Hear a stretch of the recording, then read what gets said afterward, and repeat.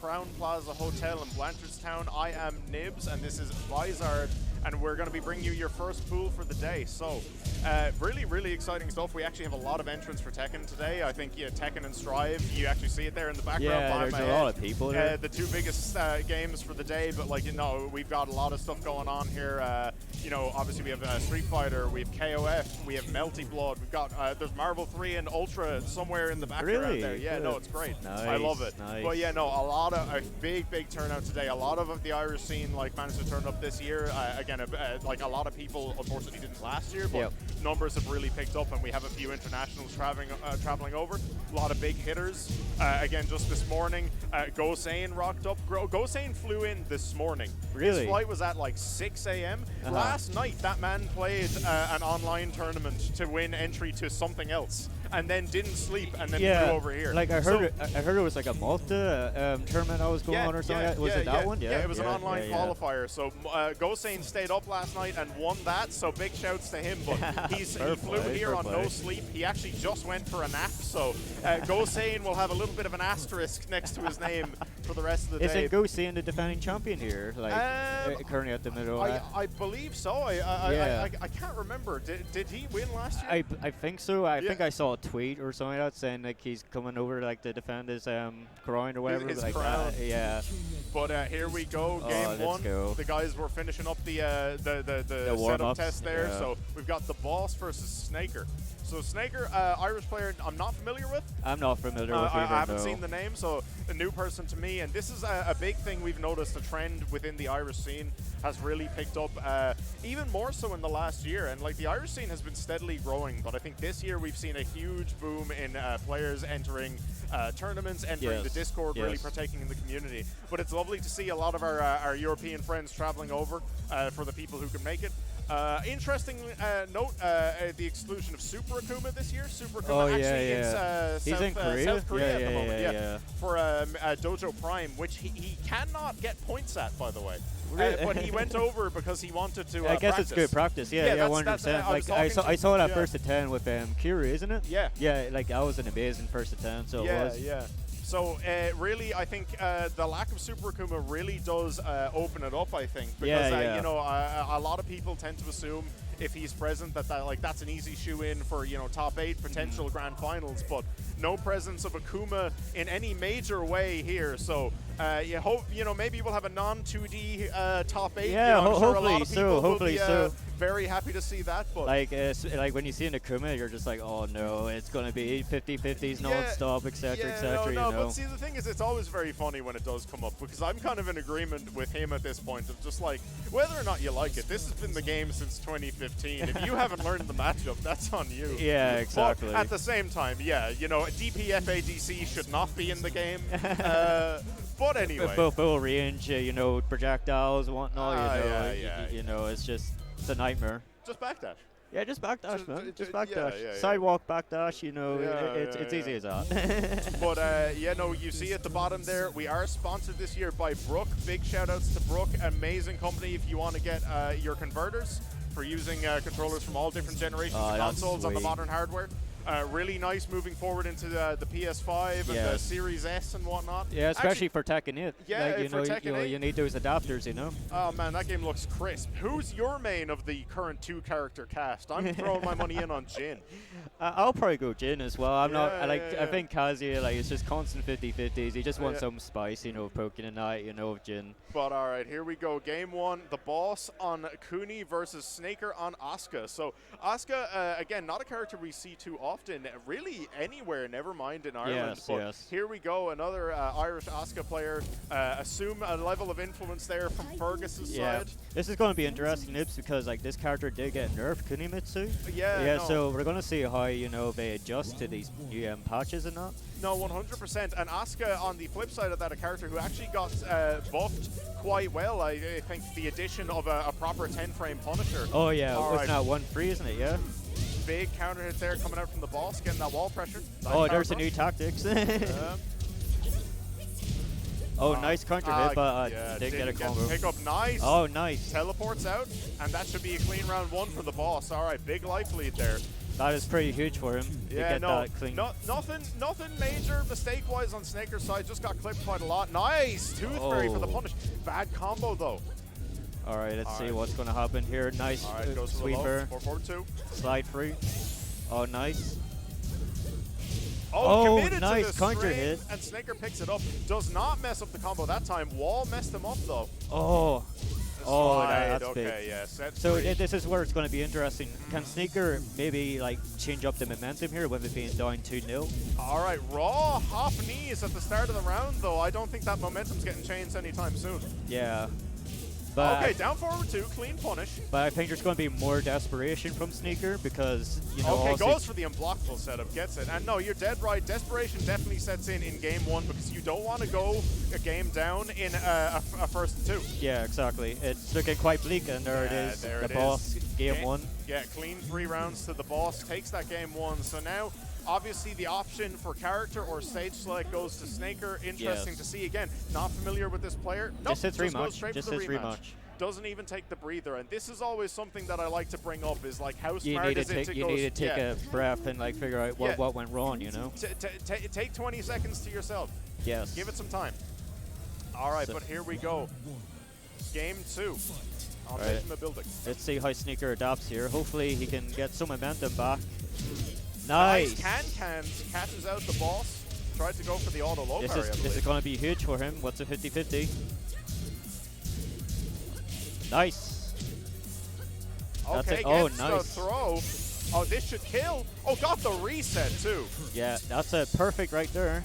All right, big 7 golden letters. Nice momentum change for Snaker. Needed that on the board. He really definitely needed it after that game 1. Yeah, set 3 went under the mid there. 2-2. Oh no, it was a high actually. Never mind, I'm lying to you. That wasn't the mid.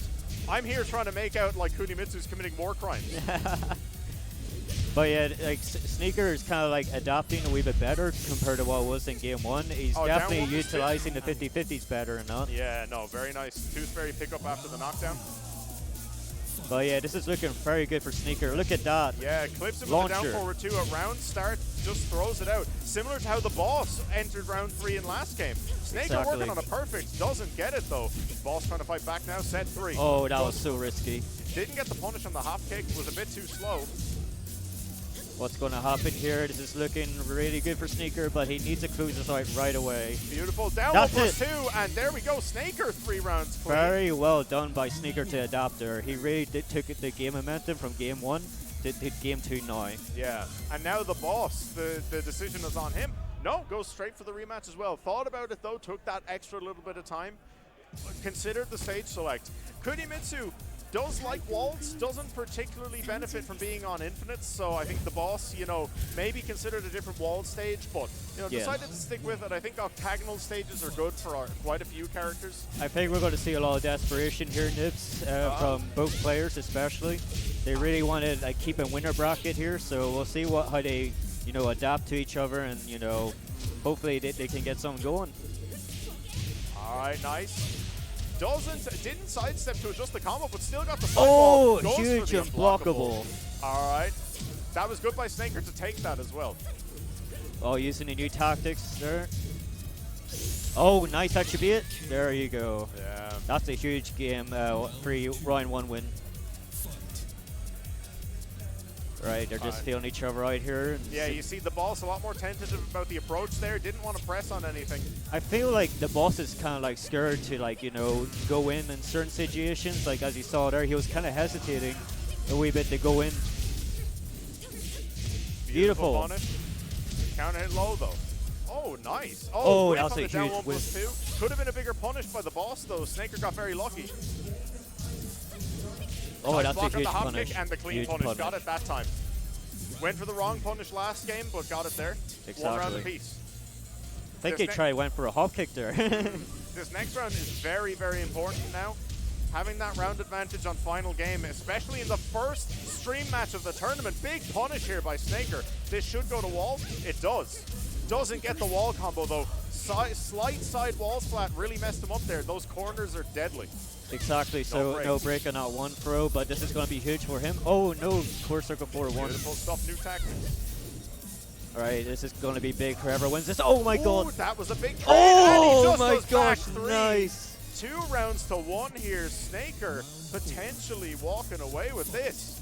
That was a really huge win for him to get that. But we're going to see if the boss can like at least adapt to this. Oh wait, hold on. I realized, were the names the wrong way around in the first game? Is the boss actually the Oscar player? Have we been wrong? Yeah. All right. We've just been informed we were commentating the wrong players. The boss is currently winning. But yeah, like, oh, there you go. Like, GG's. All right. Never mind. Okay. The boss really did take that. So if you want to rewind that match, every single sentence we said about Snaker, make that about the boss and vice versa. The boss wins game 1. All right. But yeah, that was really huge for the boss. Like, he definitely did take control after game 1 there. Yeah. Game 2 and game 3 was definitely in his advantage 100%. He definitely utilized the neutral better. And I felt like as well, he definitely did shut down the kidney options a real lot, especially when he was going for set 3. It is minus on hit. Yeah. So he can literally interrupt anything by doing like wild stand 4 or whatever, you know? Like, like you said, it's like really important in those situations to take your turn back. And I think like game 1 we saw a lot of hesitance, but yeah, no, game 2 picked it up, and then it was all boss from there. Yeah. But yeah, no, very very good game 1. We already have 2 people stepping up. Big game coming up next. We have Rookang going back to our heavy hitters who traveled over from earlier on. Rookang coming over from the UK. Big Bob. Hell sweet man himself. I love Rookang. Rookang's play style is mad. He really goes in all the time. Absolutely. If he is down, he will keep going in. Yeah. Like, he does hell sweeps and everything. Like. And I think, I've talked about this before. Something that I think is incredibly deceptive about Rookang as a player is that he is very, very patient. Yep. He knows a lot about the game. I think people assume that he is a lot more aggressive people assume that he's a lot more aggressive than he is without reason. Yeah. He can slow it down like extremely well, and I think it's really interesting when he does that. Can actually be a very, very cerebral player, but at the same time, you watch him stream and he will do hell sweep 4 times in a row, get blocked, and then complain about the person blocking low. I am calling him out because I'm his friend. You know what? Fair play to Rookang. He definitely has a really versatile ball. As he said, he can slow things down. Yeah. You know, he can even push up the pace, the pressure the player at the opposite end to see how they react to certain situations. Basically, Rookang, he definitely knows the ins and outs of this game, and I can see him going quite far in this tournament. Oh, absolutely. I think Rookang, in any situation is easily a favorite, but especially here today, I do think we have a lot of solid players, but I think Rookang is a very, very strong contender for this top 8. But you saw immediately went for the Bob.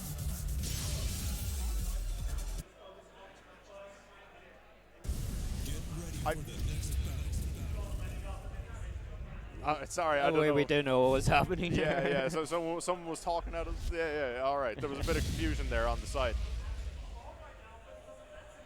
But anyway, I like to see the Armor King representation there. Yeah, absolutely. I love Armor King, man.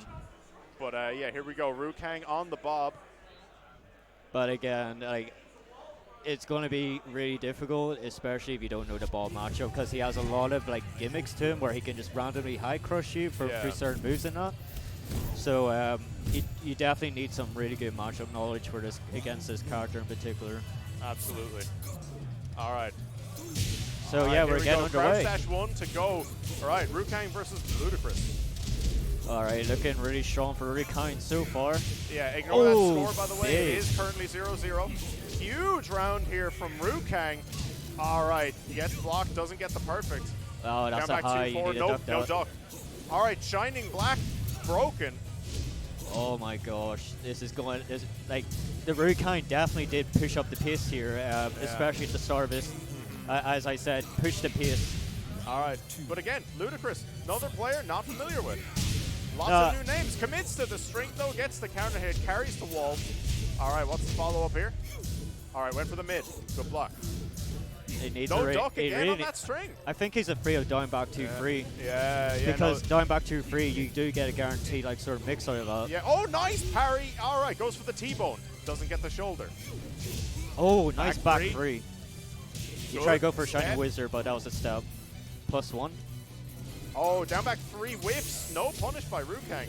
All right, a little sloppy this morning, but it's all right. 2 rounds up for Rookang. This is just a warm-up sort of situation where, you know, he's just getting used to the setup and everything. So, you know, he's just taking his, like, sweet time. And there it is. There's the duck. The flick duck into the wild standing punish. Oh, drops the combo, though. All right, crouch dash 1 block. Nice punish there again. Using the new tactics there. All right, no duck on the forward 2-1. That's a punish. Beautiful. All right, let's see what Ludacris can do. Can he maybe post back? It's looking quite bleak so far. Tried for down back 3. Oh, all right, gets nice. DDT. Wants the follow-up. Tried for oh, no neutral punish. 2. This could be quite big Shining. for Ludacris. All right. Nice. Shining Wizard that time connects. Rage Drive available for both players. All right, yeah. That was really good patience by Rookang. Rookang, game 1, 3 rounds to nothing. Right, it's going to be interesting. Oh, Ludacris just goes back in. Straight rematch Fair play. He didn't go for the Gone round, which is an Honor King stage. Yeah, no, and we saw again, like Ludacris started picking it up towards the end of that game there, really started getting some offense in. Yes. Really nice parry with that throw in the middle of the second to last round, I believe. Yeah, exactly. All right, here we go. Let's see if Ludacris can turn this around.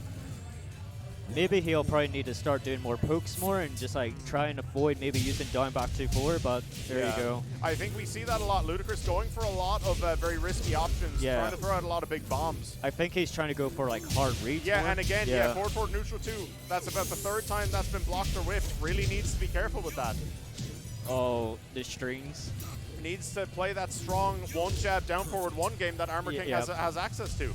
Down 3, you know. You really need to utilize the pokes more, like maybe 1-2, down for 1, down forward 4, which is 12 frames, by the way, a bit 12 frames. Yeah, no, a very, very good toolkit. Nice, okay, caught the 3 that time. All right, gets the count hit. All right, there we go. We're going to the wall. Okay. What's going to be the Oki situation? Nice. Rookang went for the shorter wall extension there at the end just to make sure he actually got the wall spot. Nice punish. Backdash into the down forward 2. Nice. Down forward 1 picks him up off the floor. This is looking quite rough for Ludacris. He's not really gaining any momentum whatsoever. He really needs to like figure out what he can do better in this matchup. But you see what we were talking about earlier here. Rookang backing off quite a lot. He's feeling out Ludacris and controlling the pace of this match. Exactly. The thing that makes Rookang so strong is that explosiveness because he waits for the gap. Yeah. Again, like as he nice Lariat gets the throw. Get down. All right, running 3, interrupted rage drive. All right, here's the mix. There we go. He's going to risk it all. Guaranteed. He's going to risk it all. All right. Forward 2. Oh, this is going to be so scary. We don't know what's going to happen. Oh, it picks down up. Nice. Again. All right. Ludacris stays alive.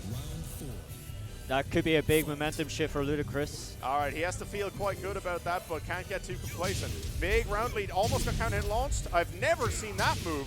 Hell sweep. Nice there hop we kick. go. Nice hop kick. Doing the staple combo. Missed the Shining Wizard. That could be quite a big loss. Loses kind of Oki is everything like that. Rookang committed to the string there. That's a mid. You have to sidestep that. All right, broke the throw.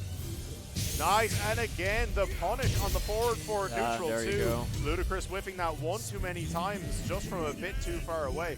Very solid game though from both players. Rookang takes a very clean 2-0. Yeah, I think with Ludacris, he should probably maybe went for more pokes. Again, Armor King has really good pokes. Armor King has down for 1, especially down forward 4. Yeah, it's linear, but it's 12 frames. It keeps him off him. It's a good keep out tool. Down 4 especially, it is -2 on hit, but at least he interrupt timings especially. But yeah, like he really need to do more pokes there, I feel. Yeah, but I suppose again, and I think this is something that it's always very easy for us to sit here and say this, or anyone to sit at home and say it. But at the same time, tournament mentality is a very difficult thing to get into, especially early in the day. When you're coming pressure. up against Rookang, and it's like. It's always really interesting. You will see some of the best players in the world make extremely silly mistakes in tournament, and it's very, very easy to do. But I'm sure Ludacris will look back at that and he'll ask for advice, and hopefully we see a better performance next time. And I felt like he played well. Oh, he played well. He did. I'm looking forward to seeing him play in more Irish tournaments because, again, this is the first time I've ever seen that name. Yeah, I've never seen Never it before. seen him before. Never. So it's really, really cool. And this is what I was talking about earlier. It's so cool to see how much our own scene is growing. Yeah. And how much the Tekken scene in general has stayed strong throughout the life cycle of 7 and has continued to grow. Especially in Tekken, yeah, with it being announced and all, like, it's going to grow even further. Yeah. I think a lot of excitement is being generated around Tekken right now with 8 coming out. Again, I'm really excited to see who people are feeling for the current 2-character cast. Jin Chads stay winning. But here we have Kane and Trench stepping up. Yoshi player extraordinaire. Oh, really, is he a legacy player? Really? Are you not familiar with Kane and Trench? No, that's why I said he's a legacy player. So okay, he's sorry. like, I thought you asked if he was a legacy player. No. Kane and Trench, yeah, of course. Big legacy player.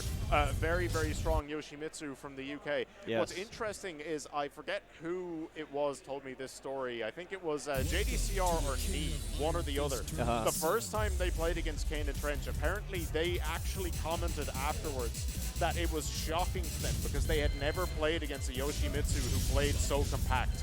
Wow. Kane and Trench is extremely unusual in that regard. Most Yoshis, a lot of people think of someone like iMusician, extremely party heavy. Not to say that iMusician doesn't know what he's doing, he definitely does. Yeah, of course, but Kane and Trench plays an unbelievably solid game of Tekken with Yoshimitsu, who is typically seen as being this extremely party character. Yeah. So it's really, really fun to watch, really cool to see. You know, like with Yoshimitsu, you can play him in any style. As you said, you can do party mode or you can be compact. That's what's so cool about Yoshimitsu is that you can just literally play him however you want and how you feel, how he should be played. Yeah. But yeah, there's a lot of gimmicks to him. As names are the wrong way around here. Kane and Trench, is our Yoshimitsu player, and Buffalo Bino on the bob. Yet again, another Irish player I've never heard of. This is 3 in a row. This is 3 in a row. Yeah. It's so cool to see these like different players like come out of nowhere. Yeah. You know, you never know. This guy could be a god player. Actually, that's what we want to see. We want to see the gods come out of the woodworks because we need more people to beat Fergus around here. John, if you're watching this at home, get off your ass and come down. Yeah, all right, bring out the Marduk, man. Oh, we love a bit of Marduk, don't we? Anyway, Kane and Trench here, clean start, just punishing whiffs. Rainbow drop. All right, what's the follow-up? All right, so there did nothing. Bob can be so annoying sometimes, especially when the big gimmicks come out, especially with the rolls and like the high crushing and whatnot. Yeah. But I think Kane and Trench locked that down pretty well in like the we first said, game. Very, very clean. All right, there we go. That's unbreakable. If you get tackled by Yoshimitsu, you cannot break that stab. Nope. Oh, nice block. Gets the wall combo. Nice. Unblockable? Yeah. Big 7 golden. 2 rounds. That is perfection right there, man. But yeah, Kane and Trench is definitely taking control of this one. And went for raw forward 1+2 there at round start. That move got buffed this patch. Crazy good move. That grab is sort of hurting Bino a lot. Well, especially as you said, you can't break that. Yeah. So and that's Bino giving Kane and Trench a lot of distance, and Kane's not going to not go for that. No. All right. Here we go. Maybe the pit. He got the wall stun and went into the hell sweep, but he tried it again, got blocked. Kane and Trench takes game 1. All right, we hear some claps there for that. Again, that's what I said. Especially when you're down 2-0 in the first game, you're going to show some desperation. Yeah. So you're also going to go for like really big stuff. You're not going to slow it down. I feel like some players need to realize they need to slow it down a wee bit, especially when it comes to like you're down 2-0, for example. Yeah. But again, a lot of it comes down to mentality and how well you handle under pressure. But very, very solid stuff from Kane and Trench. And all right, 1-1's just checking him. I think there's a wee bit of tournament nerves as well, especially. Yeah. Oh, that was a very nice trade there for Kane. That avoided him getting launched. Kane and Trench is taking his time. He's got a lot of momentum, so he doesn't want to lose that momentum, so he doesn't.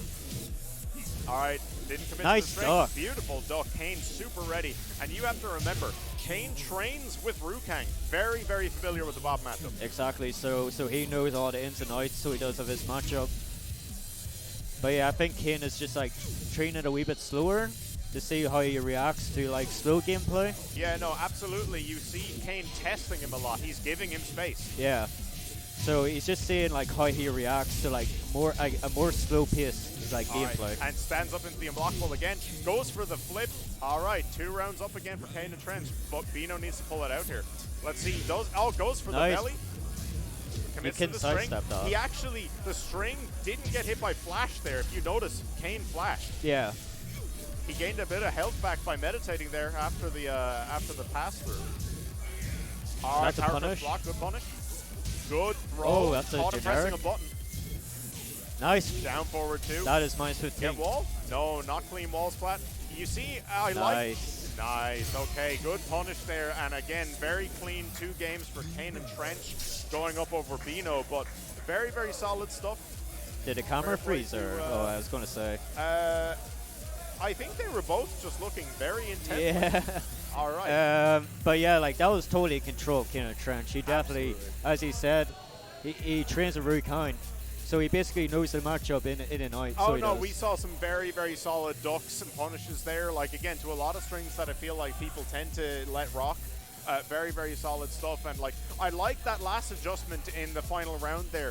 Not finishing the wall carry because he knew he wasn't going to get the wall splat. Kane dropped it and then tried to go for something else after. Didn't quite pick it up, but like that's more, you know, that's neither here nor there. It's making that adjustment on the fly is that type of stuff you love to see, and I think it shows that tournament experience coming out from his side. So it's really, really cool to see those things from players. We have Rookang stepping up again to the plate. Rookang again for the double shift. Yeah, he's pulling the double shift, put the man on screen. But yeah, I'm expecting Bob, and I don't know who that is beside him. I can't really tell. I swear to God, if this is another Irish player that I'm not aware of, people are going to think I'm a fraud.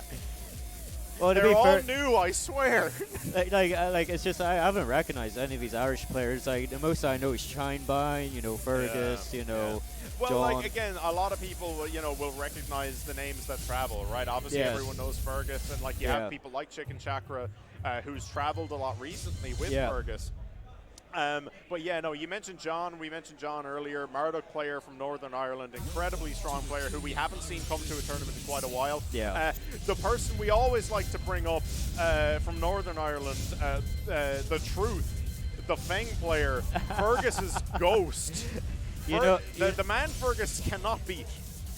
Yeah, like the thing is about the Northern Irish scene, it's quite, you know, strong. Yeah. Like especially, I know Skeletor, he hosts that Button Mash tournament. Yeah, Button Mash has that. Do you know what? That started off as a once-off thing. Yeah. And it was so enjoyed by like everyone who went that they just kept it going. And they have they're actually steadily growing, getting bigger and bigger. But all right, it's Icarus we have here. Oh yeah, I recognize that name, Icarus. It's a name that rings a bell in my head. Again, names are wrong. Rookang is of course on the Bob, Icarus on the Marduk. So again, we said it. We love to see a bit of Marduk. Here we go. I'll tell you this right now. I know this from playing with him. Mario Rookang hates Marduk. Hates him. Yeah, I can imagine. If Icarus gets going here, Rookang will actually get very, very angry. You know the thing about Marduk is that tackle. That tackle is really strong if you can't deal with it. Yeah. And especially the VTS. Yeah, it doesn't matter how good you are. A coin flip's a coin flip, baby. Yes. VTS is a really, really strong stance. UCF2. Nice. Okay, Mario checked him there with that low on the side step. Very solid. Marduk, slightly better backdash and step than a lot of big bodies, but still not the best. Very checkable. Yeah. All right, beautiful counter hit and gets the conversion. That low wall splat conversion that Bob gets is very, very strong. It really nets him that nice little extra bit of damage. You know, it's always important to get that extra damage. It can change the game a lot. And we saw there Icarus went for down forward 4, didn't commit to the string because it is a duckable string on the second hit. But all right, again, Rookang. That was a good counter hit by Rookang and a huge wall bounce. Big damage. What's the Oki? Mid. One. There's the BTS. This is the desperation plays as we talk about. If you're on little pixel, you might as well go out. Yeah, all right, and he blocks it there. 2 rounds up for Rookang right now. Trying to keep it solid. So we probably might see a different shift in Rookang, but we don't know what Rookang's going to be like. Nice down forward 4-2 to interrupt that string. Goes for the 1+3. All right, he tried for the down forward 4. That's to catch stand up straight. Thank you very much. We just got handed free Ben & Jerry's. You know what? We might as well take a free Ben and Jerry's. From our sponsor, Ben and Jerry's. Thank you for supporting Celtic Throwdown and Ben and Jerry's alongside Domino's Pizza. But here we go. Rookang now just jabbing. You know what? Jab is probably one of the best moves in this game. It's +1 on block and it's +8 on hit. Yeah. No. Again, you use that famous video about the one jab, the importance of the one jab. That can't be overstated. One jab sidestep block is incredibly strong. Yes. Incredibly strong. It's more so as well. The one jab can you can test by if you do a one jab, for example. You want to see how they react to that one jab. Yeah. So like that's what Rookang told me. He came into my stream the other day and he said to me, just do a one jab and and just see how people react to that one jab. Yeah, because that informs how people are going to respond to your jab strings. Yeah. Especially if you have jab strings that are duckable. That's incredibly important. Again, Marduk, an excellent example of a character who's great at checking people for that because you have 1 down 2. Yes. Which is a high mid. Anyway, Rookang, though, working a perfect while we were talking about punch strings. That was very, very clean. Rookang looking very strong in this matchup. He's not giving too much away, so he isn't. He's keeping really good control of this match. Yeah, no. Nice side step 2. And there's the a tackle. There it is from Icarus. Good break. All right, 1-2. That's good launch. punish. Definitely knows the matchup. Yeah, no, again, a lot of people let down 4 rock. Very important not to do that. All right, wall bounce again. Beautiful. And good job by Rookang. He's on set point at the minute. He's awake. He's ready. All right, we might see some desperation plays from Icarus here. We'll just have to see if he unleashes the VTS. Oh, yeah, no. Again, those VTS cancels incredibly strong for combo game, but again, very checkable if you're trying to do it in pressure, and Rookang is aware of that. Icarus probably not too eager to mess with him, and there it is, a clean 2 games for Rookang. Very on point. Like I said, hates Marduk, still knows how to play against him. Yep. Rookang looked very strong in that game in general. Yeah, like he was very strong in that set. When doesn't he? But no, we weren't joking, by the way. We got handed tiny little free pots of Ben and Jerry's. All my Ben and There's Jerry's. a whole freezer of free Ben and Jerry's here. But no, seriously, thank you very much for Ben and Jerry's for sponsoring Celtic Throwdown 2022. And I wasn't joking about the Domino's thing either. Domino's Republic of Ireland official Twitter tweeted about Celtic Throwdown. I saw that. I saw it on Twitter. Yeah, and if you're in Ireland and you want a nice CT themed deal, go onto Domino's app and get the 4-hit combo deal. I think it's $15.99. Yeah, I think it's it's something like that. a Ben and Jerry's and a drink. But that's a really good deal. No, that's a good deal. That's a solid. really good deal. All right. I'll probably might go for it at some point. Yeah, no, over the weekend, absolutely. Yeah. But again, you can see all the hustle and bustle behind us. Very busy this here on the venue floor. is great. It's very nice. great. For my first time being here and just seeing the crowds and everything, it really is. It sparks, like a volume.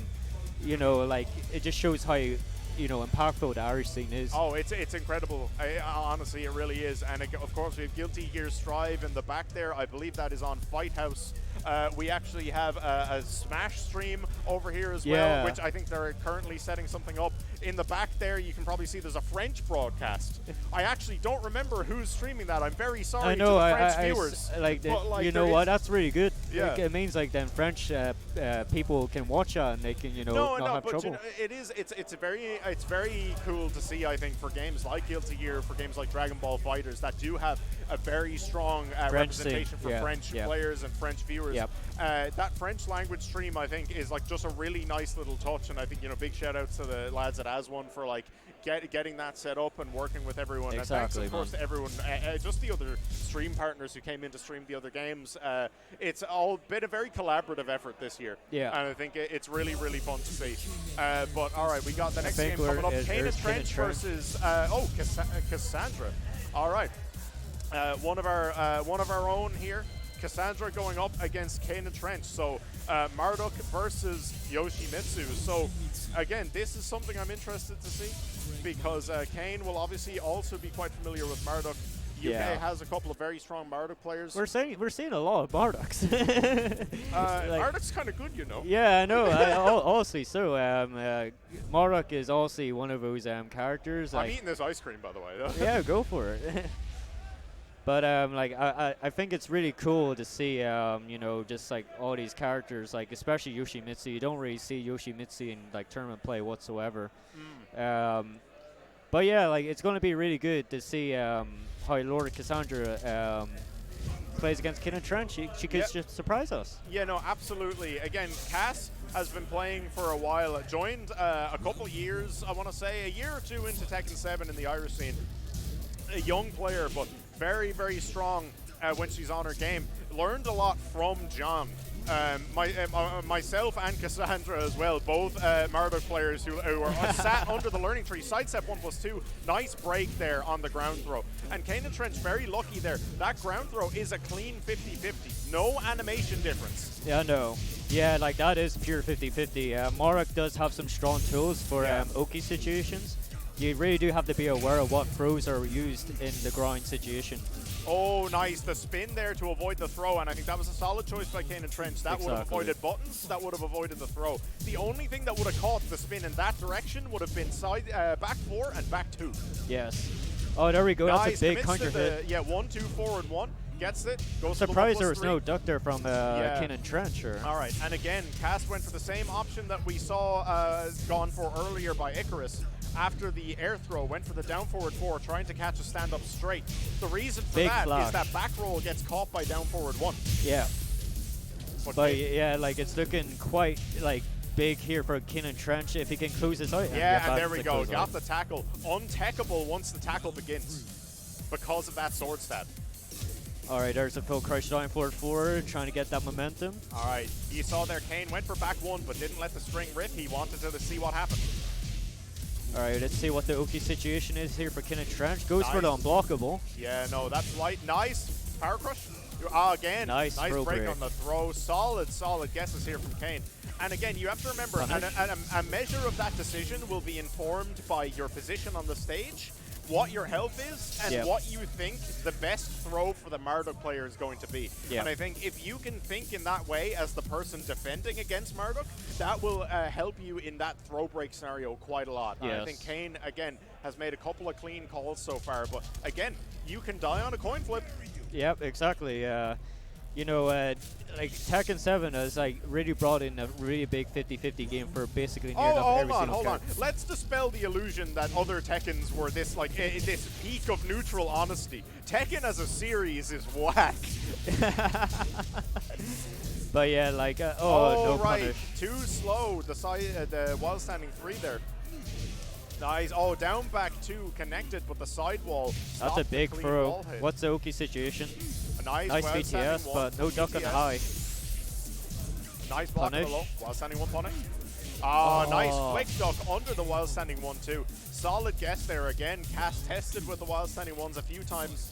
Expected a button to maybe come out. Yeah, that's what's really shown by Marduk is that BTS 1.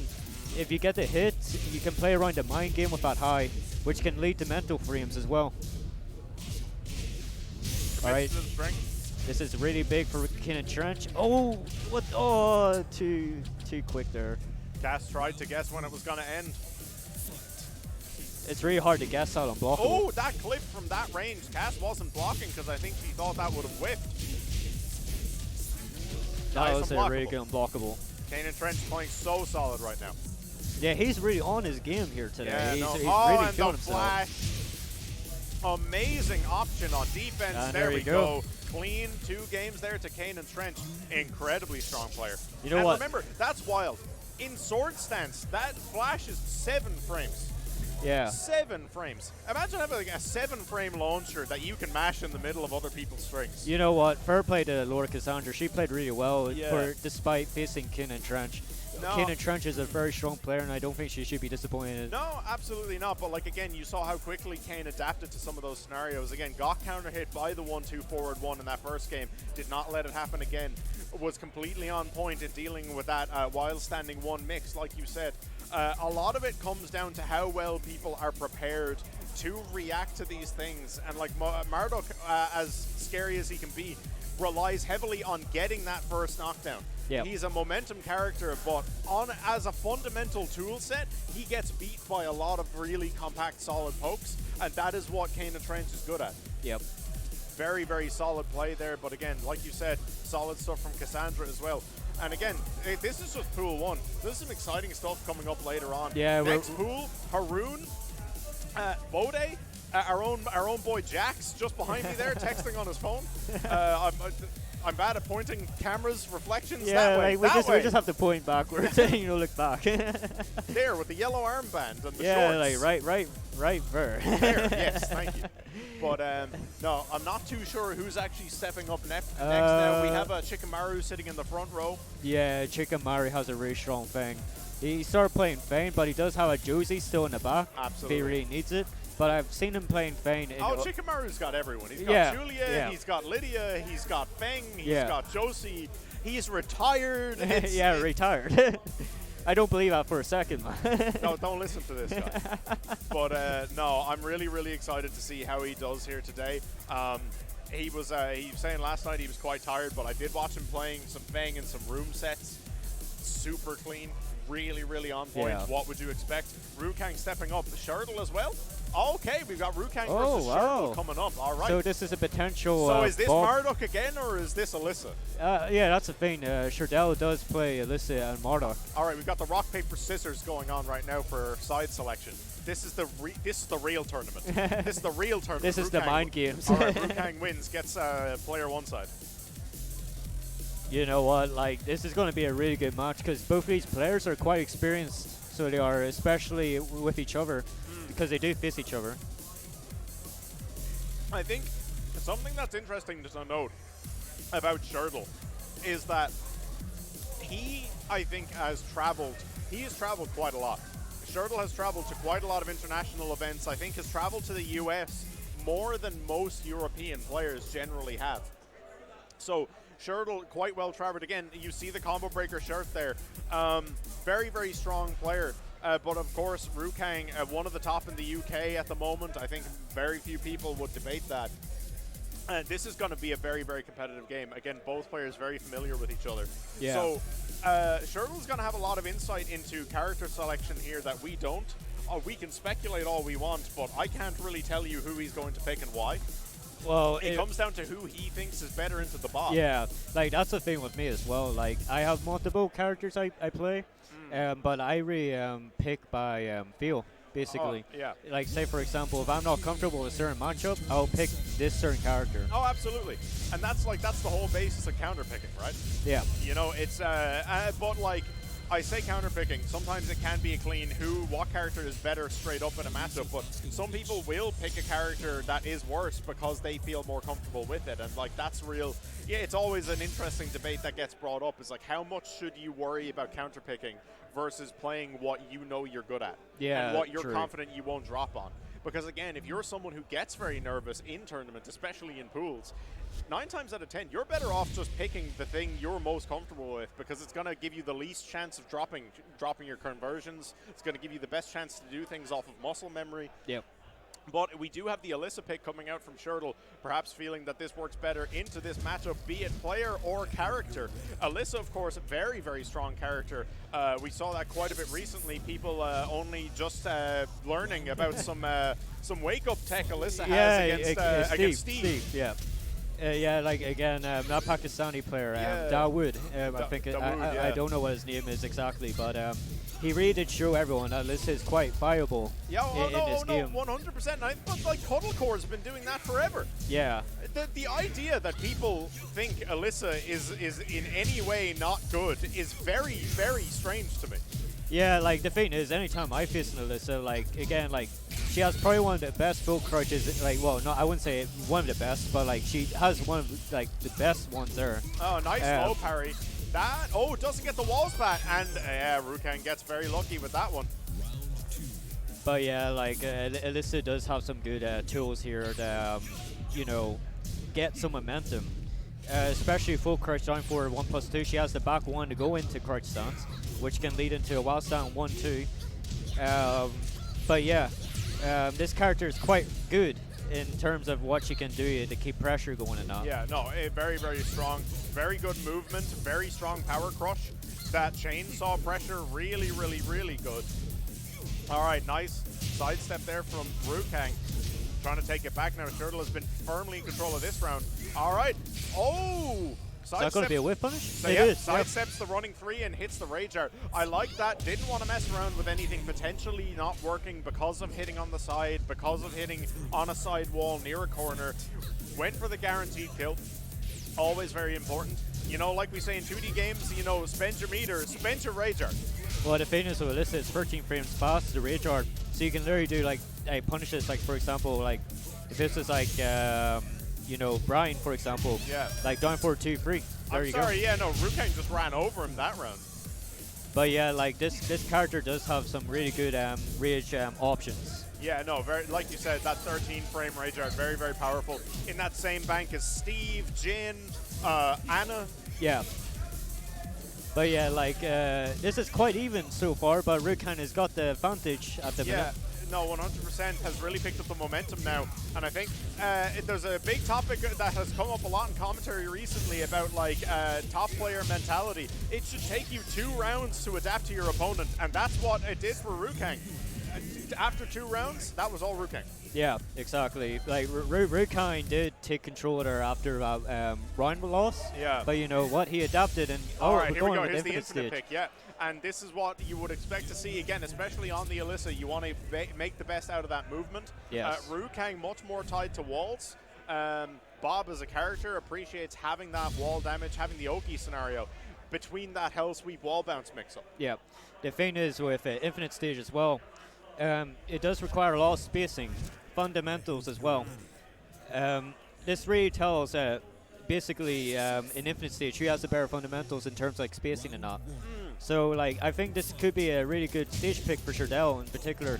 I think there's definitely an element of fundamental play to it, but like it certainly benefits some characters quite a bit more. Some characters like Zafina. Yeah, Zafina, Alyssa, characters who are much better at backdashing can make that space much more efficiently. But nice, Rookang gets a very, very clean round there. Almost had the perfect.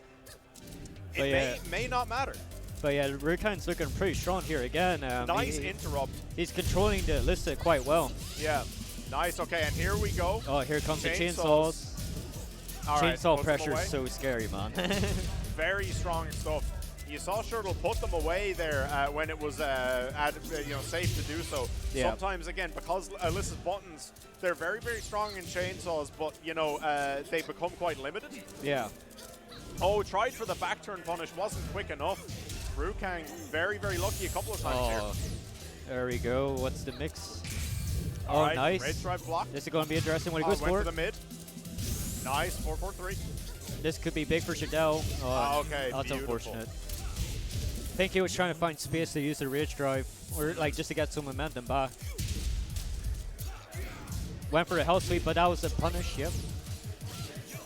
All right, let's see what's going to happen here. Shardell's trying to find some life. Yeah, the down forward 2 counter hit. But it looks like Rookang is taking some serious control here. All right. Oh, and he floated the fly option. There Rookang. you go. Yeah, clean 2 games. And we've seen Rookang up on stage 3 times already, and he has been cleaning house right now. He's on fire. Like, he literally knows, like, basically the ins and outs of his game. You can learn a thing or 2 from him, so he can. But yeah, like, fair play to Shardell, though. It's just unfortunate, you know, like, just with, you know, things not working out for him and that. But, you know, he's a strong player. He can make it. He can definitely make it a top 24. Yeah. And no, we will actually be seeing, after this pool, we will be seeing Shirtle with myself on the commentary desk as well. Oh, yeah. It'll be interesting to kind of get his insight onto this. But, very, very solid game. We have Kane and Trent stepping up again against Dabby. Dabby. As well, yeah. Man, Master like Raven Dabby. and Kin and Trent. I love Dabby. Dabby's great. Yeah, like he's a Master Raven player, but he has a Kazumi and a Lydia, because I played against his Kazumi and Lydia like 2 weeks ago or something like that. Yeah. But yeah, he's quite strong with Master Raven. He has his float charts, which are quite strong. Yeah. Also, Master Raven has probably, you know, some really good gimmicks with the flip kicks and all. You know, the cartwheel. You know, like just sucks him in basically. Yeah. But yeah, it's going to be interesting to see how Dabby adapts here to Kin and Trench, because no one has found an answer to Kin and Trench yet. So I think this is the thing, though, right? You're always going to have people establish this like very, very clean performance and that dominance early on. Yeah. And it really comes down to like who deals with each other when they get into the later stages. Like once you really get in, once you get out of pools, once you get into that top 24 territory, that's where you really see players start to get tested, because all the people who've been wiping the floor with everyone else now have to deal with each other. Yeah. And like that's how obviously you're going to have that coming out of pools for your winners and losers side as well. Mm-hmm. So it's interesting. It's interesting stuff. All right. But yeah, like I think Darby's Master Raven could pull this off if he can play his cards right, especially with the quarter circle forward mix that Master Raven has. It's so scary when you see her like doing that sliver stance. Now Raven again caught some nerfs, some hefty nerfs in that that punch last parry patch. nerf. Yeah, which like some stuff really, I think affected Raven's game. But in general, strong character still. I think down back 2, an incredible tool. Having the ability to enter that back turn stance. Yeah. Well, we seem to be missing game audio yeah, right now. I but, don't hear any game we'll audio keep there. going. Yeah, but yeah, as you saw there, yeah, Master Raven, like that back turn is scary as well. Nice. Okay, catches it, goes for the 3+4 back turn. So this looks like All right, wall damage. this is a game. Beautiful. There's round 1. All right, clean, perfect. So, does that man's... I'm sorry, who put Sogma in that man's sponsor tags? He's just a wee bit of a memester. Oh, my God. All right, but of course, again, Dabby, like you said, very strong player and showed that very clean round 1. Untechable tackle there, though, again. Kane has gotten a lot of mileage out of that so far today. That spin to avoid the follow-up. Oh, yeah, that's right. Yoshimitsu's new tactic is that sword spin. I don't know what the input is, but it's quite strong at the wall because you get, like, unblockable, like, guarantees and everything. Yeah, no. All right, round back there for Kane and Trench. All right, we do have work going on in the background for the audio. The back turn grab. We do apologize for that. Flash again, interrupting buttons. Will go to the wall here. Beautiful. Gets the full damage. All right, does he go for the unblockable this time? No, he went for the mid there. And he went for it after. Okay, so he went for the mid string there, I think, to try and catch a button. I'm not too sure. I think he would have got the resplat. But yeah, like, Kane and Trench has definitely taken a lot of control of this match. As you can tell, he's just low parrying now. And, you know, like, I think he's kind of got, like, reads into what Dabby's about to do. Yeah. But I still believe in Dabby because he is, again, very strong player. You just needs to utilize the back turn more, I feel. Like, because like, Master Raven does have really dangerous back turn mix-ups. But it's just trying to find that, you know, that moment where you can utilize that. You saw there, Dabby waited out the full spin. Nice counter hit while standing too. All right. Hop over and block on the low. Kane was ready for it. Yeah, I was going to say, you saw Dabby wait out the spin there a minute ago and forward roll block. And then he did block the flash. So you have to have a feeling that he was ready. He was expecting something like that. Again, a lot of these UK players, very familiar with each other, play with each other a lot in tournament and in casuals. So and ranked as well. Yeah, an incredibly active scene. And I think, you know, it comes up a lot. The UK probably the strongest scene in Europe. Yeah, like there's a lot of notable names in the UK scene, as we know. Yeah. Okay, nice low option there. No break on the throw by Kane. Dabby has the wall now. It's going to be interesting how Dabby utilizes the wall here, because like Raven does have some good wall games here. But yeah, like there we go. There's a back turn, but didn't really get much out of it. Kane is trying to poke him out as much as he can to stop him from doing that back turn stuff. Yeah, nice block there on the running 3. Oh, tried to go for the parry, I think, or the flip. I'm not sure which, but either way, Kane gets that first round. Okay, throws out the string. Actually whiffed, but still caught the launch on the second hit because Dabby whiffed something of his own. There's the unblockable here. One jab. Checks him into the stance. All right, what's the Oki? Went for the copter into the low. Perfect for Kane and Trench. Yeah. Working on a potential clean 2 games here. All right, Speen. That's a huge counter hit for Dabby. He can definitely work with this because Master Raven does have some good Oki situations. Okay, Power Crush beats out the flash there. Interesting.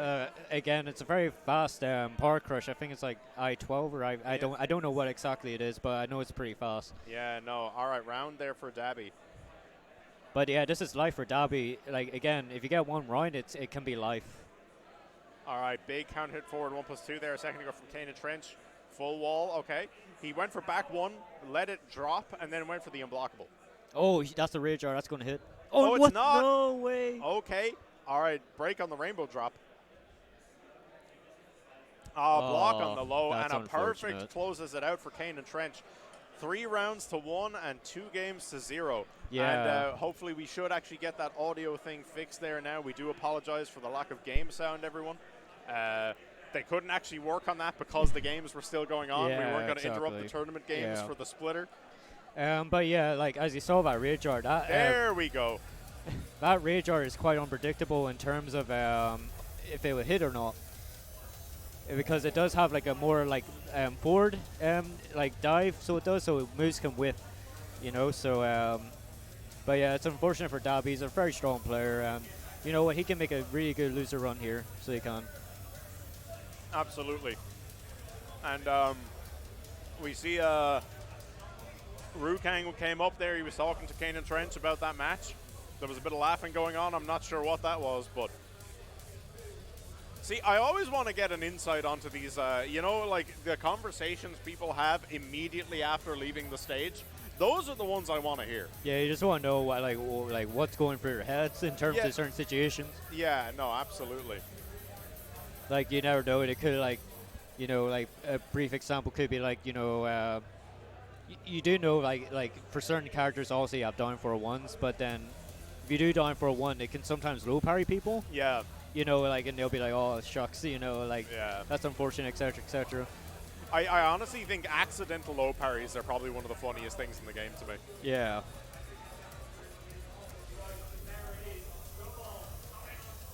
All right. I love the Ben and Jerry's, man. Yeah, no. I'm honestly, I wasn't expecting this. I wasn't told I was getting this. I'm a happy man. It's compensation, man. But yeah, I'm not sure who's stepping up next. I think it could be Chikamaru. Chikamaru seems to be floating around. I actually don't think he's on until later on. Yeah, I don't know what's potentially happening here. It's just a lot of people are just walking up and down. Oh, yeah? All right. All right. I think we actually have one of our own Jax stepping up. All right. He's a Claudio player, isn't he? Yes, Claudio. Yeah. So Jax, I think he does have other characters, but almost universally plays Claudio, especially in tournament. So I don't really think there's much of a question around that here. I'm going to let you in on a little secret. He turned to me there a second ago and he said top 24 guaranteed. Now, I'm not sure why that is. That could be people who didn't show up. There could have been DQs, or he's just extremely confident. Yeah. Which he is, by the way. I'll tell you right now, there's no one more assured in his ability than that man. Yeah, So like, he's very strong, Claudio. He pokes a lot, and especially with the new tactics as well while running too. If he gets a wall stage, and that's going to be a really beneficial for him. I love that it became a thing that everyone just kept calling it new tactics. Oh, yeah, that's what they advertise. Oh, it's Haroon. Let's go. All right. So it's Horine versus Claudio. Yeah, we expect the Horine versus Claudio here. This should be a really interesting match. I think Jax was telling me earlier that I don't think he's the strongest in the Hwoarang matchup. And I know that I just said he's an incredibly confident man, but, you know. No, we'll see how it goes here. Horine is pretty scary, man, especially when he gets into Flamingo. And, like, especially with Flamingo as well. His one job is, like +5 on block or something like that. I don't know what exactly the frame is. But especially with down 3-4, even if you block that, it's still a mix-up. Yeah. So you still have to worry about, you know, Hell Sweep, or even him changing back to Flamingo stance, like the left one, I think it is, and doing down 3-4 again. Yeah. No, it's really interesting. I think that, there's a lot of situations against Hwoarang stances where you have to know when you just need to interrupt with Dick Jab. You have to know when to try and fuzzy low parry. You know, a big knowledge check character, but like you do see some players like really excel with him. Again, Haroon incredibly strong. Kwis has put in incredible results in the last couple of years with Hwoarang, and I think really kind of like put the character on the map more for Tekken 7. Not super represented in a lot of high level play. and I think some of that has to do with the amount of work that goes into certain B&Bs. Yeah. In terms of stance switching. But here we go. Claudio coming out from Jax, and Haroon, of course, going for the Rookang. Just got our button setups going. I feel like the only way you can really beat Rookang is if you have really good counter hit moves, which are pretty fast. Yeah. You know, because especially like since I play AK, usually what I look for in Rookang is like when I can duck and do Wild Sound 2. Since Wild Sound 2 is an I-12 move, and it does have a counter hit launch property, so you might as well, exploit that. And just roll from there. Like that's really how you're supposed to play against Rookang. It's just judging it and when you can do that counter hit. Yeah. But yeah, we're going to Precipice of Fate. So yeah, we're just looking at the intros. The Rookang smell. All right, round one again will tell us a lot here. Really quick check there from Nice. Okay, nice punish there on the Skyrocket by Jax. All right, Superman punch has Starburst available. So this is quite a advantage. Like if he can get him to the wall, Jax, with while running 2, that is pretty big. But it looks like Haroon here is just like taking a wee bit of control here at the wall with Flamingo, and here it is. This is what I'm talking about. Just constant, barrage of strings. This is when you need to know when you can press. All right. Haroon now backing off quite a lot. Did the same at the start of the first round. Nice sidestep into the back 3. Oh, he dropped the combo. Didn't get the wall splat. Beautiful hop kick there from Jax. Claudio hop kick, still one of the better hop kicks in the game. Incredibly good launcher in terms of range and speed. Beautiful stuff there from Haroon. Does not drop. Oh, never mind. Was about to say does not drop this time. Whiffs the low, but gets the mid. Jax a little too eager. That was a sick duck by Haroon. He definitely read that while running 2. Yeah. And that basically led to that round victory. No, for sure. All right. Big wall stuff. Lows. Oh, this is it. This is when Flamingo just becomes really scary. And a perfect, super clean game 1 there from Haroon. All right. But yeah, that's the thing about Rookang, just constant barrage and barrage.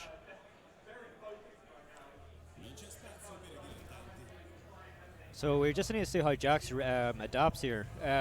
We just don't know how he will adapt, because again, Rookang's Flamingo, it's just deadly, man. All right. Sidestep there from Haroon. I think Jax really needs to try and take control of this match here, like in some way. Even just use Magic 4 a wee bit here and there, and just see like if he will press into it and get a counter hit. But yeah, that's a big round for Haroon. Yeah, Haroon again playing pretty solid, like not doing too much, making the most out of all of his hits. But yeah, like, it's a long day. It's a very long day for Jax at the minute, but we'll just have to see how he can adapt to this. Nice block there on the low, and getting a lot of mileage out of that stomp. All right, clean 2 rounds. Haroon working on a clean match here. But yeah, like, I think Jax really needs to start challenging with Magic 4 here, because I think, like, again, look at that. Like, Rookang is just, just using just a lot of, Flamingo. I think Haroon is sort of like worried about the Magic 4 as well, because as you saw there, he did Flamingo that move there 4-2. So I think he's trying to bait out something like a Magic 4. Did like duck a high. All right, no break on the throw there by Haroon. There's a just frame Skyrocket. If this hits wall, almost killed, and the mid catches him. 3 rounds clean, and Haroon wins that 2-0. Very, very solid stuff there. Gotta be happy with that. Well played to both players, though. They definitely put a lot out there, but I think Jax probably wants that run back again. Jax has to be feeling a bit sore about that one. Like you said, a long day for him. That was a very, very convincing performance by Haroon. Didn't miss a step. No, he didn't miss a step at all. Again, I feel like with Rookang, you just need to be very cautious in how you deal with his Flamingo. Because some players, they'll do down 3-4, and they'll try and like bait something. Because obviously, down 3-4 is like really huge on plus on hit and block especially as well. So you definitely need to have a good read for whole round. But yeah, you just need to have that good read and just, work from her, man. Just work from her. No, very, very strong stuff. But I do believe we have a few more games coming up. I think we have about 3 more matches before we take a break. Yep. But I'm sure we're going to have some solid games coming up. Again, I'm not sure who's actually currently up. I really should have gotten the bracket up in front of me before I started, but yeah, 100% we are here now. But no, very, very clean stuff from everyone so far. Like you said, Rookang, Kane and Trench, Haroon obviously stand out so far today. We've seen a lot of Rookang and Kane and Trench, so obviously we're we have a lot more insight into that. But all right, we have 2 people stepping up now. I don't know who they are. I'm not familiar with their faces. This is the thing as well. There's a lot of players who I still don't know to see, because I have not traveled abroad. Yeah, the thing is, the only furthest place I've traveled abroad is to Versus fighting for Tekken. But I do plan to go to the Tekken World Tour Finals. Oh, in Amsterdam in February. I'm very excited for that because I get to meet everyone. Like, I speak to online, etc., etc. Yeah. I just love speaking to people. So, dude, just gain some experience with other players as well. Playing casuals and whatnot. No, it's a great time, and again, I always do like to encourage people, if you're new or you're not really too familiar with your local fighting game scene or anything. If you do have one, I would encourage everyone to get involved, go out. If you're Irish, if you can't come to this CT this weekend, come next year. As one tend to run monthly tournaments most months of the year. There's or even if you're Northern Irish as well, go to Budmash. Yeah, there's Budmash up in the north. A lot of people will do casual sessions from time to time. Yep. It's always a great way to get more involved, get to know your community better, and again, just get that offline experience, which I think is really, really important, especially if you want to come and you want to play in tournament. Yeah, because I if I can, I will go to Budmarsh because I do live in the north of Ireland, so do. So it's always nice to play with people that are quite they're on your skill level, but there's people that are better than you, and you want to play against those people that are better than you, so you can adapt to what you're doing wrong, etc., etc. Because even if you lose, you shouldn't really take it to heart, basically, because again, you will adapt at the end of the day. You will beat those players out you struggle with, but yeah, it just takes time, it takes time for certain people, and some people can just get on the dot. But yeah, I just wonder who these guys are, but it'll be very funny now when we see their names. All right, it's Icarus and the boss. All right, okay, fair play. But yeah, so I'm expecting a Marduk, and I can't remember what was the other character. Boss is on Asuka. Oh, Asuka, yeah. Yeah. I'm a very forgetful man. Yeah, I forgot as well. It's just I can't remember, but we definitely These 2 people I've looked at directly today already. It's been a long weekend, all right. Yeah. I woke up at 6 o'clock to get here, man.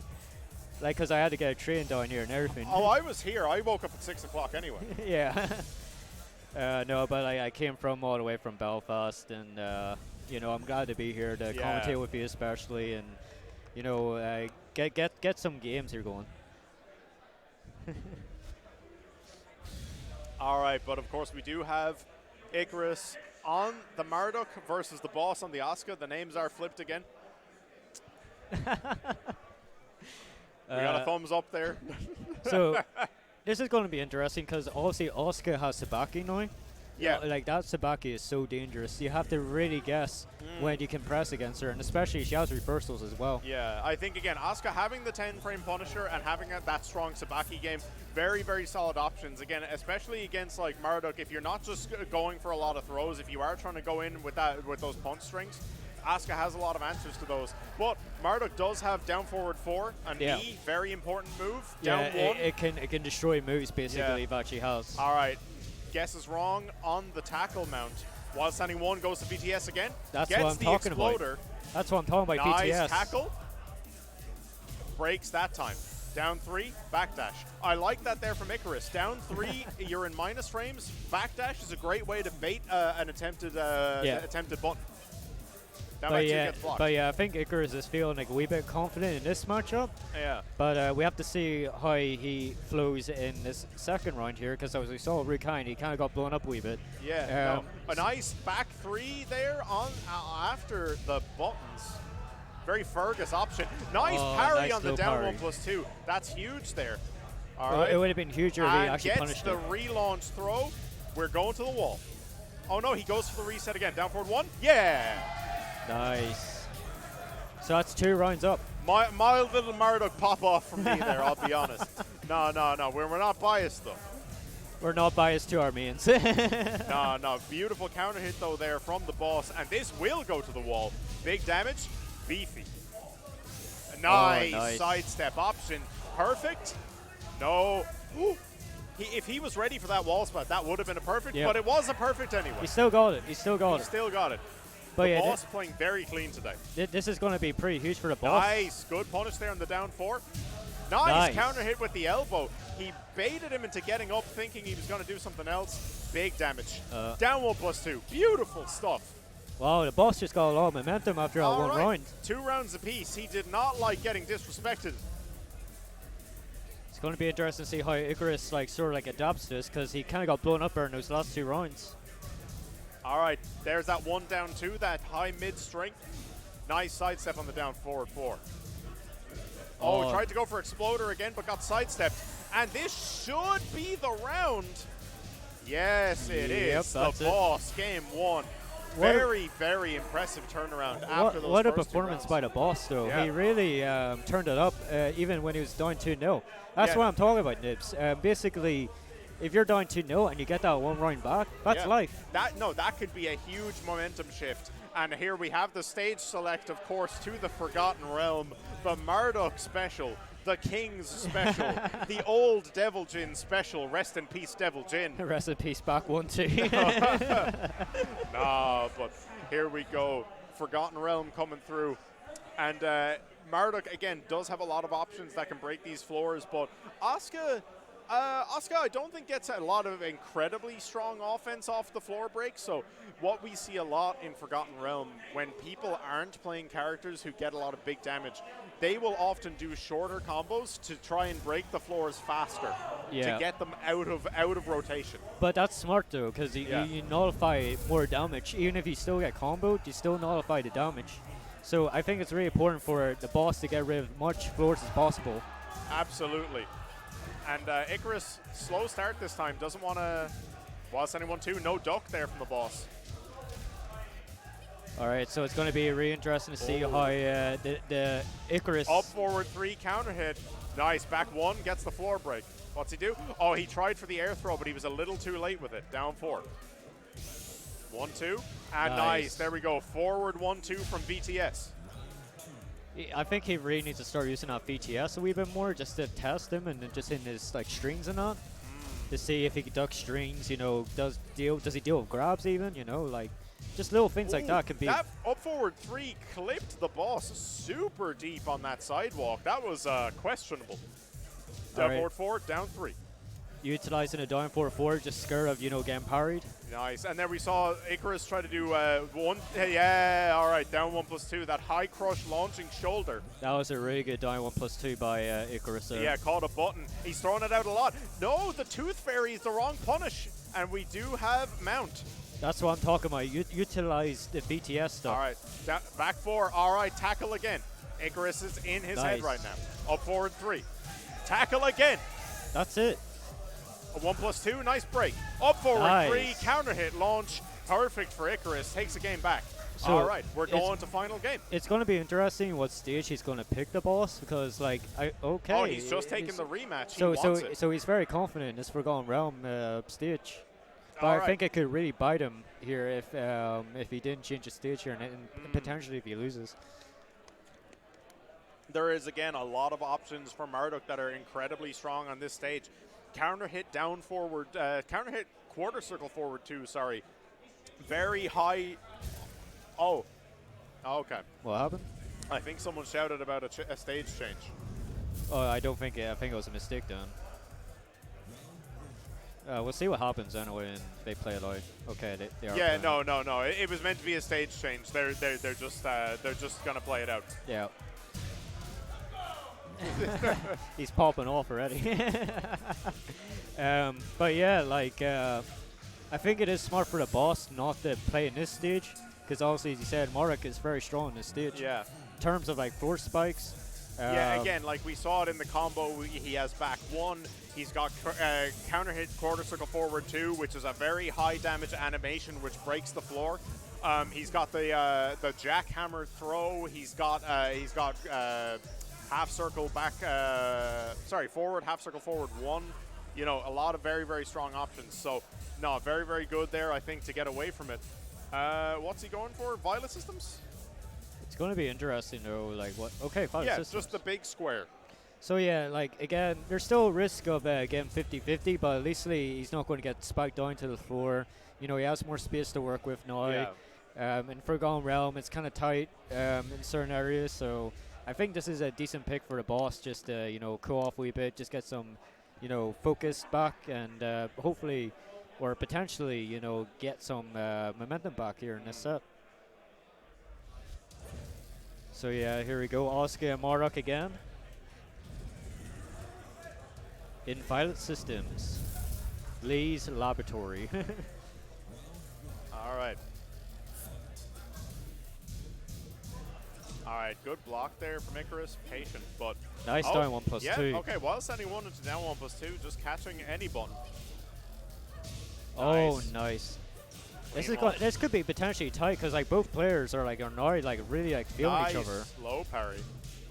All right, reset throw again. What's going to happen? Oh. Again, tried to catch him standing up straight to block.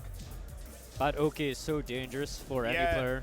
No, a lot of Marduk's Oki is at least 3-way guess. Okay, I don't know what happened there. Maybe a misinput or something like that? I think either a misinput or maybe he thought he was reacting to a button. Maybe it was a hard call out. I don't know. But yeah, like, that was a really hard read by the boss. All right, 1, 2, 3 there. Back 3, get off me. Tired of him pressing buttons. So we're going to the wall. What's going to be the mix? Oh, he didn't get any down mix. Down forward 4-2. No duck from the boss. Very nice there for Icarus. Nice. Oh, get up. Down 2. Up forward 3. That up forward 3 is so strong. Okay, 2+4 ground throw. There we go. What's going to be the mix? Can he break it? No. Oh, he doesn't break. All right, Icarus staying in it here. 2 rounds to nothing right now. Can we see a repeat of game 1? Can the boss turn this around? Yeah, I feel like if the boss needs something big, it's here right now, because this is loser bracket, and this is literally like all of the marbles right now for both players. No Punisher on down 4.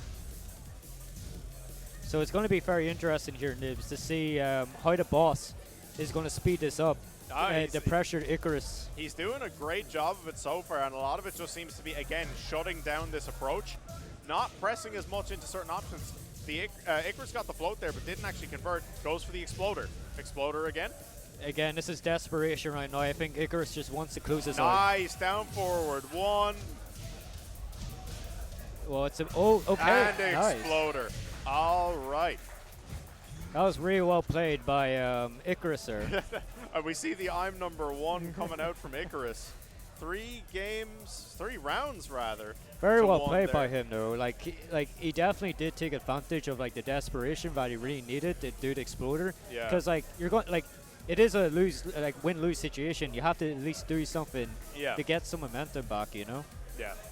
No, and I think we a lot of response there. Great big crowd cheer from the UK guys. Very happy to see Icarus win that game. The UK guys definitely representing here, so they are. They've got a lot of players here from the mainland UK. Definitely the biggest contingent all out here in the first couple rows. Yeah. A couple of, and then again, like I said, a couple of names not here, not present, scattered around.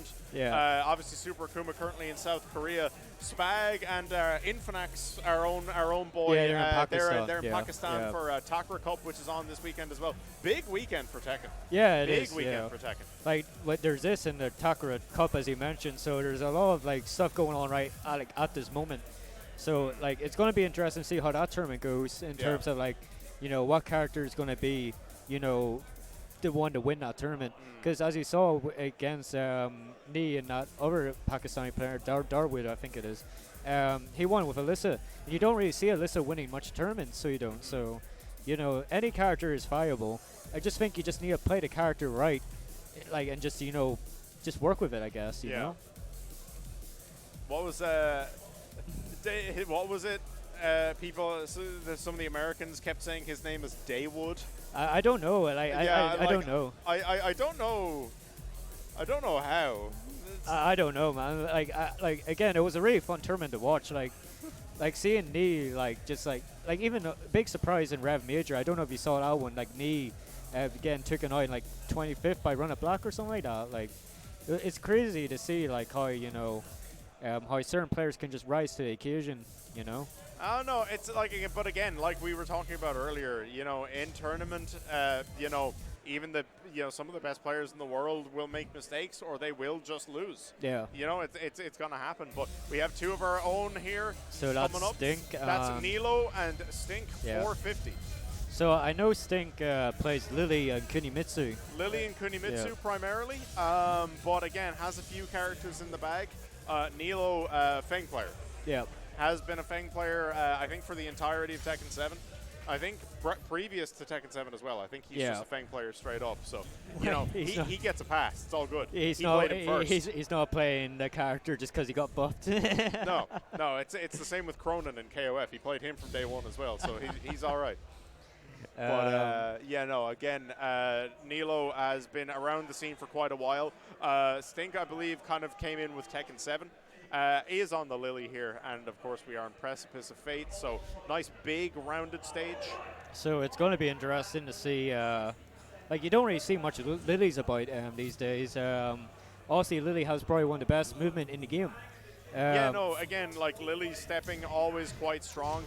Lily, another character who got an interesting buff in that last patch, has a Magic 4 conversion. Nice parry there. Oh yeah, the 4-1, yeah. But yeah, has to commit to it for it to actually work. So it's a bit of a risk, but all right, can Nilo turn this around? No break on the throw. On that. What's the follow-up? You have to be very careful at down for free against Feng because he can punch parry that. Yeah. Still. Okay. Nice little pickup here from Nilo. Oh! Weird whiff there, but very fortunate. Stink with the jab. Nilo managed to get that back turn low. All right. You saw that back Kempo threatened there. That back four is so dangerous. I-12 tracks. I don't know how you can really deal with that move. You just have to hold it. Yeah, no. That I think that hook kick very, very strong. Yeah. But yeah, like again, Stink just getting some life here at the minute with Lily. But you just have to be very careful with this character because Vayne has down back free, which is a really good low. Alright, a back Kempo there, went for the low, no counter hit. Nice sidestep into the hop kick from Stink. Hey. Alright, gets the flip over. This is a good Oki situation. Root of Evil. This is a very good Oki situation for Stink. Okay, no break. Break the neck. But yeah, very good start here by Stink here to take control of this match. And we saw there, Stink went for the flip to try catch a back Kempo option, but Nilo was able to auto block. Yeah.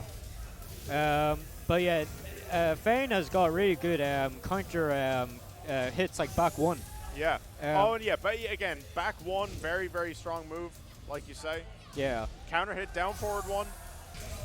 Oh, that's big. Beautiful. Throws out the rage drive. All right, 3 rounds to 1 there, and Stink takes the first game. So it'll be interesting now. Maybe we'll see a possible stage pick coming out from Nilo. Yeah. We will expect him to stick with the Feng, of course. I think that was rematch. Yeah, I didn't see what was happening there. That was straight up rematch. Yeah. But I feel like another thing that players need to utilize is that, like, even if when you lose, you can take your time and think about what you did wrong. I see a lot of people like going in like straight away, you know what I'm saying? So I think just take your time, you know, read what you did wrong, and just work from there. But both of these players are definitely giving us a show at the minute. But back four, as you see there, he just floats him out. I-12. All right, again, hook again. All right, no break in the throw that time. Oh, rage drive tries to punish that, bit too far away. No break on the generic throw, and Stink gets that first round. Down 4-3 is really strong with Lily. I think it's one of her best moves in her arsenal at the minute. Nice. There's that counter hit back. One into the shoulder. Beautiful stuff. All right, hook You again. see how he's using that back four? I like that because he's using that back four as a keep out. Yeah. And like that's why you're supposed to use back 4-4 as a keep out. So I feel like he should probably utilize that more because obviously Lily has good tracking. But again, Stink taking mad control of his game so far. Yeah, no, Stink doing very, very well right now. Again, these players have played against each other a lot. Yeah. Fang obviously very strong at the moment, but Stink, one of the better players in Ireland for sure, has definitely put in some solid results. Has competitive games with Fergus. Yeah. So very, very competent player. Nice sidestep adjustment here, so he gets the extra wall splat. No, doesn't quite. He goes for the flip. And he committed to the string. And really interesting thing about that, that's the best case scenario, is that you will trade with that. You can't beat that clean. Yeah. But as you saw at our nibs, he did 2-4. 2-4 with Lily is really strong. Like, because like basically Lily can sidestep like from anywhere in that situation, and you really do have to duck that high, or at least respect it if you get hit by it, because you have to worry about so much options that Lily can do from that move alone. Actually, I'm just after remembering. I say you can't beat that clean, depending on the character. I think some people might be able to jab float it, but I think that's pretty much it. Yeah. I'm not too sure. But it's like again, it's really risky at some points as well. Yeah, no, a lot of the time I don't think it's worthwhile. No. It's one of those it's a string that you tend to have to respect quite a lot. I feel like it's a thing where if you can close out a game, just do it, you know. Yeah. Just do it. But I think we got... we have, I think, our last match now before the break coming up. I think it's Sync, and I don't know who the other guy is. Again, sorry, I'm just not great with faces. Yeah, I'm not great with faces either. Fun story. One time, like I don't think I've ever actually mentioned this publicly. One time, I looked Problem X in the eye and asked him who he was because I didn't recognize him. I know, like a lot of people. You know, it's very hard to identify I was very people. embarrassed about that.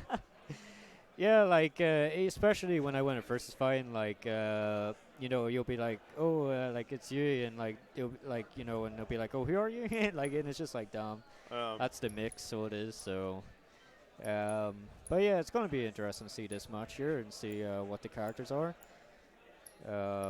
I don't know what's happening here. I think they're disconnecting. They're just disconnecting previous pads. Yeah. We saw that done in a couple games ago. It was It's a very- big, long list of pads. It's very annoying, especially when you're in the game and someone presses the button. And like basically, I had that one time in Versus Fight where I was facing Kira, and basically someone pressed the button. Yeah. And it basically ruined, like, you know, the whole flow of the match. Yeah.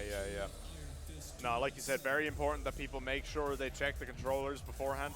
Yeah. Like, make sure to disconnect them. Like, honestly, like, you don't want to hurt the integrity of the game that the players are playing. All right. Got the So one setup going. it's going to be interesting to see what characters we're going to have here. So we're going with Jin. We got the Jim. And the Savina. All right, let's go. I already know where we're going to go. It's Turkey. I Okay. thought it was Sync, but all right, never mind. All right, it's Turkey versus a 2006 Honda Civic. You know, You have to love the name. there's some very interesting name choices here, don't you think? 2006 Honda Civic. He just really likes the 2006 Honda Civic. Yeah, you know what? Fair play to him, man. Like, It's very interesting. I've realized now this is someone who is on the Irish Tekken Discord. He goes by a different tag on there, but his profile picture is a 2006 Honda Civic. you know what? Fair play. Like, if he It's the commitment. if he really likes the car, he likes the car. All right, you but know? yeah, again, Volpine's Turkey here on the Zafina.